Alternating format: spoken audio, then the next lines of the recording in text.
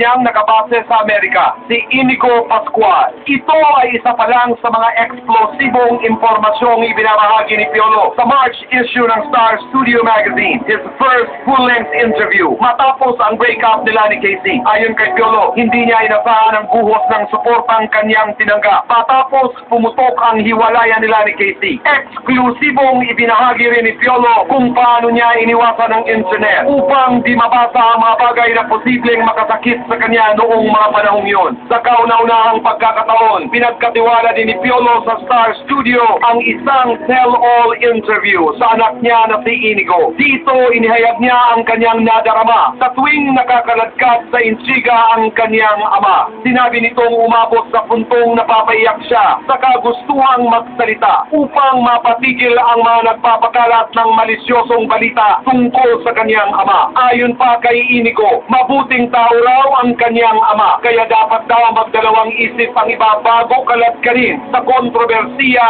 ang kanyang ama. At pagdating sa buhay pag-ibig ng kanyang ama, inihayag ni Inigo ang mga katangiang nais niyang makatuluyan ni Piolo. And we quote, I want him to find someone who's simple, someone who I can talk to, someone who will take me as I am and for being my dad's son. Unquote. Paniniwala pa ni Inigo, mas gugustuhin daw niyang hindi taga-showbiz ang makatuluyan ng kanyang ama. Ngayon bayan, ano ang inyong opinyon at paniniwala? Gugustuhin niyo bang non-showbiz na rin ang sunod na maging karelasyon ni Piolo Pascual? A. Oo.